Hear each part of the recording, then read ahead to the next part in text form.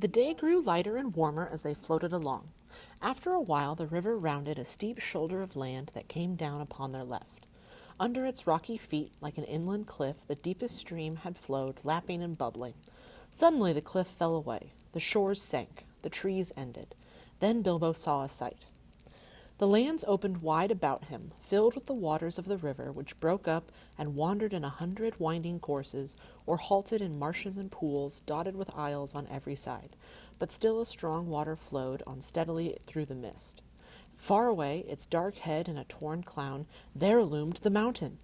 Its nearest neighbors to the northeast and the tumbled land that joined it to them could not be seen. All alone it rose and looked across the marshes to the forest. The lonely mountain! Bilbo had come far and through many adventures to see it, and now he did not like the look of it in the least. As he listened to the talk of the raftmen and pieced together the scraps of information they let fall, he soon realized that he was very fortunate ever to have seen it at all, even from this distance. Dreary as had been his imprisonment and unpleasant as was his position, to say nothing of the poor dwarves underneath him, still he had been more lucky than he had guessed. The talk was all of the trade that came and went on the waterways and the growth of the traffic on the river, as the roads out of the east towards Mirkwood vanished or fell into disuse, and of the bickerings of the lakemen and the wood elves about the upkeep of the forest river and the care of the banks. Those lands had changed much since the days when the dwarves dwelt in the mountain, days which most people now remembered only as a very shadowy tradition. They had changed even in recent years, and since the last news that Gandalf had had of them. Great floods and rains had swollen the waters that flowed east, and there had been an earthquake or two, which some were inclined to attribute to the dragon, alluding to him chiefly with a curse and an ominous nod in the direction of the mountain. The marshes and bogs had spread wider and wider on either side. Paths had vanished, and many a rider and wanderer, too, if they had tried to find the lost ways across. The elf road through the wood, which the dwarves had followed on the advice of Beorn, now came to a doubtful and little-used end at the eastern edge of the forest. Only the river offered any longer a safe way from the skirts of Mirkwood in the north to the mountain-shadowed plains beyond, and the river was guarded by the Wood Elves' king. So you see, Bilbo had come in the end by the only road that was any good. It might have been some comfort to Mr. Baggins, shivering on the barrels, if he had known that news of this had reached Gandalf far away and given him great anxiety, and that he was in fact finishing his other business, which does not come into this tale, and getting ready to come in search of Thorin's company. But Bilbo did not know it. All he knew was that the river seemed to go on and on forever, and he was hungry, and had a nasty cold in the nose, and did not like the way the mountains seemed to frown at him and threaten him as it drew ever nearer. After a while, however, the river took a more southerly course, and the mountain receded again. And at last, late in the day, the shores grew rocky, the river gathered all its wandering waters together into a deep and rapid flood, and they swept along at great speed. The sun had set when, turning with another sweep towards the east, the forest river rushed into the long lake. There it had a wide mouth with stony, cliff-like gates at either side, whose feet were piled with shingles. The long lake! Bilbo had never imagined that any water that was not the sea could look so big. It was so wide that the opposite shores looked small and far, but it was so long that its northerly end, which pointed towards the mountain, could not be seen at all. Only from the map did Bilbo know that away up there, where the stars of the Wain were already twinkling, the running river came down into the lake from Dale, and with the forest river filled with deep waters what must once have been a great deep rocky valley. At the southern end the doubled waters poured out again over high waterfalls and ran away hurriedly to unknown lands. In the still evening air the noise of the falls could be heard like a distant roar. Not far from the mouth of the forest river was the strange town he had heard the elves speak of in the king's cellars. It was not built on the shore, though there were a few huts and buildings there, but right out on the surface of the lake, protected from the swirl of the entering river by a promontory of rock which formed a calm bay. A great bridge made of wood ran out to where on huge piles made of forest trees was built a busy wooden town, not a town of elves, but of men, who still dared to dwell here under the shadow of the distant Dragon Mountain. They still throve on the trade that came up the great river from the south and was carted past the falls to their town. But in the great days of old, when Dale in the north was rich and prosperous, they had been wealthy and powerful, and there had been fleets of boats on the waters. And some were filled with gold, and some with warriors in armor, and there had been wars and deeds which were now only a legend. The rotting piles of a greater town could still be seen along the shores when the waters sank in a drought. But men remembered little of all that, though some still sang old songs of the dwarf kings in the mountain, Thror and Thrain of the race of Durin, and of the coming of the dragon and the fall of the lords of Dale. Some sang, too, that Thror and Thrain would come back one day, and gold would flow in the rivers through the mountain gates, and all that land would be filled with new song and new laughter. But this pleasant legend did not much affect their daily business. As soon as the raft of barrels came in sight, boats rowed out from the piles of the town, and voices hailed the raft steerers. Then ropes were cast and oars were pulled, and soon the raft was drawn out of the current of the forest river and towed away round the high shoulder of rock into the little bay of Laketown. There it was moored not far from the shoreward head of the great bridge. Soon men would come up from the south and take some of the casks away, and others they would fill with goods they had brought to be taken back up the stream to the wood elves' home. In the meanwhile, the barrels were left afloat, while the elves of the raft and the boatmen went to feast in Laketown. They would have been surprised if they could have seen what happened down by the shore after they had gone and the shades of night had fallen. First of all, a barrel was cut loose by Bilbo and pushed to the shore and opened. Groans came from inside, and out crept a most unhappy dwarf. Wet straw was in his draggled beard. He was so sore and stiff, so bruised and buffeted he could hardly stand or stumble through the shallow water to lie groaning on the shore. He had a famished and savage look, like a dog that has been chained and forgotten in a kennel for a week. It was Thorin, but you could only have told it by his golden chain and by the color of his now dirty and tattered sky-blue hood with its tarnished silver tassel. It was some time before he would even be polite to the hobbit. "Well, are you alive or are you dead?" asked Bilbo quite crossly. Perhaps he had forgotten that he had had at least one good meal more than the dwarves, and also the use of his arms and legs, not to speak of a greater allowance of air. "Are you still in prison or are you free? If you want food, and if you want to go on with this silly adventure, it's yours after all and not mine, you had better slap your arms and rub your legs and try and help me get the others out while there is a chance." Thorin, of course, saw the sense of this, so after a few more groans he got up and helped the hobbit as well as he could. In the darkness, floundering in the cold water, they had a difficult and very nasty job finding which were the right barrels. Knocking outside and calling, only discovered about 6 dwarves that could answer. These were unpacked and helped ashore, where they sat or lay muttering and moaning. They were so soaked and bruised and cramped that they could hardly yet realize their release or be properly thankful for it. Dwalin and Balin were 2 of the most unhappy, and it was no good asking them to help. Bifur and Bofer were less knocked about and drier, but they lay down and would do nothing. Fili and Kili, however, who were young, for dwarves, and had also been packed more neatly with plenty of straw into smaller casks, came out more or less smiling, with only a bruise or 2 and a stiffness that soon wore off. "I hope I never smell the smell of apples again," said Fili. "My tub was full of it. To smell apples everlastingly when you can scarcely move and are cold with sick and hunger is maddening. I could eat anything in the wide world now, for hours on end, but not an apple." With the willing help of Fili and Kili, Thorin and Bilbo at last discovered the remainder of the company and got them out. Poor fat Bombur was asleep or senseless. Dori, Nori, Ori, Owen, and Glóin were waterlogged and seemed only half alive. They all had to be carried one by one and laid helpless on the shore. "Well, here we are," said Thorin, "and I suppose we ought to thank our stars and Mr. Baggins. I am sure he has a right to expect it, though I wish he could have arranged a more comfortable journey. Still, all very much at your service once more, Mr. Baggins. No doubt we shall feel properly grateful when we are fed and recovered. In the meantime, what next?" "I suggest Laketown," said Bilbo. "What else is there?" Nothing else could, of course, be suggested, so leading the others, Thorin and Fili and Kili and the hobbit went along the shore to the great bridge. There were guards at the head of it, but they were not keeping very careful watch, for it was so long since there had been any real need. Except for occasional squabbles about river tolls, they were friends with the wood elves. Other folk were far away, and some of the younger people in the town openly doubted the existence of any dragon in the mountain, and laughed at the greybeards and gammers who said that they had seen him flying in the sky in their young days. That being so, it is not surprising that the guards were drinking and laughing by a fire in their hut, and did not hear the noise of the unpacking of the dwarves or the footsteps of the 4 scouts.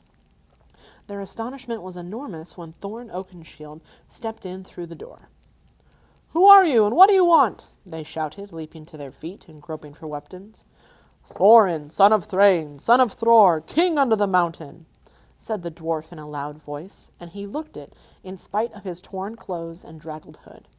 The gold gleamed on his neck and waist, his eyes were dark and deep. "I have come back. I wish to see the master of your town." Then there was tremendous excitement. Some of the more foolish ran out of the hut, as if they expected the mountain to go golden in the night, and all the waters of the lake turn yellow right away. The captain of the guard came forward. "And who are these?" he asked, pointing to Fili and Kili and Bilbo. "The sons of my father's daughter," answered Thorin. "Fili and Kili of the race of Durin, and Mr. Baggins, who has travelled with us out of the west." "If you come in peace, lay down your arms," said the captain. "We have none," said Thorin, and it was true enough. Their knives had been taken from them by the wood elves, and the great sword Orcrist too. Bilbo had his short sword, hidden as usual, but he said nothing about that. "We have no need of weapons, who return at last to our own as spoken of old, nor could we fight against so many. Take us to your master." "He is at feast," said the captain. "Then all the more reason for taking us to him," burst in Fili, who was getting impatient at these solemnities. "We are worn and famished after our long road, and we have sick comrades. Now make haste, and let us have no more words, or your master may have something to say to you." "Follow me, then," said the captain, and with 6 men about them he led them over the bridge, through the gates, and into the marketplace of the town. This was a wide circle of quiet water, surrounded by the tall piles on which were built the greater houses, and by long wooden quays with many steps and ladders going down to the surface of the lake. From one great hall shone many lights, and there came the sound of many voices. They passed its doors and stood blinking in the light, looking at long tables filled with folk. "I am Thorin, son of Thrain, son of Thror, king under the mountain. I return!" cried Thorin in a loud voice from the door, before the captain could say anything. All leaped to their feet. The master of the town sprang from his great chair. But none rose in greater surprise than the raftmen of the elves, who were sitting at the lower end of the hall. Pressing forward before the master's table, they cried, "These are the prisoners of our king that have escaped, wandering, vagabond dwarves that could not give any good account of themselves, sneaking through the woods and molesting our people." "Is this true?" asked the master. As a matter of fact, he thought it far more likely than the return of the king under the mountain, if any such person had ever existed.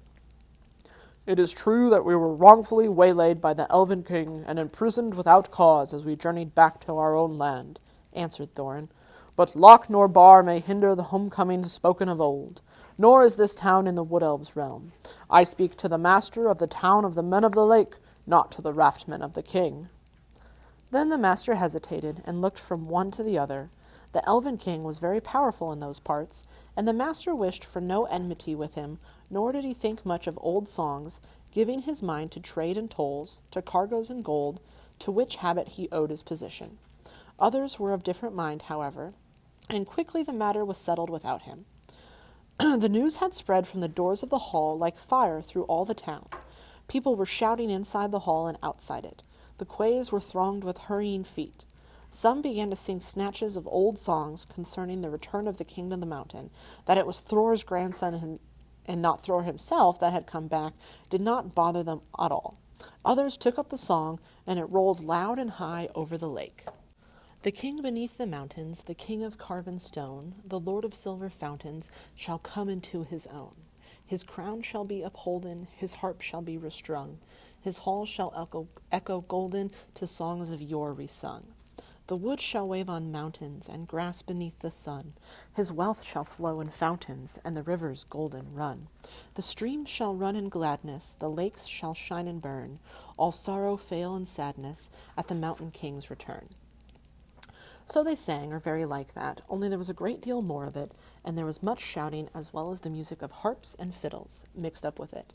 Indeed, such excitement had not been known in the town in the memory of the oldest grandfather. The wood elves themselves began to wonder greatly and even to be afraid. They did not know, of course, how Thorin had escaped, and they began to think that their king might have made a serious mistake.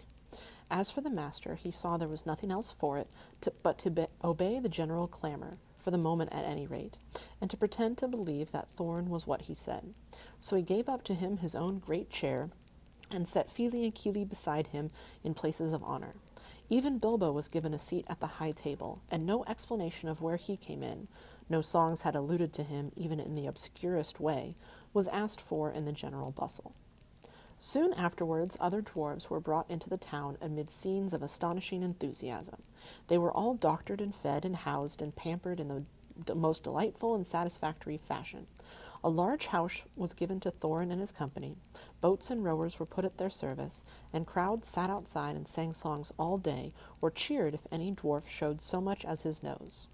Some of the songs were old ones, but some of them were quite new, and spoke confidently of the sudden death of the dragon, and of cargoes of rich presents coming down the river to Lake Town. These were inspired largely by the master, and they did not particularly please the dwarves, but in the meantime they were well contented, and they quickly grew fat and strong again. Indeed, within a week they were quite recovered, fitted out in fine cloth of their proper colors, with beards combed and trimmed, and proud steps. Thorin looked and walked as if his kingdom was already regained, and Smaug chopped up into little pieces. Then, as he had said, the dwarves' good feeling towards the hobbit grew stronger every day. There were no more groans or grumbles.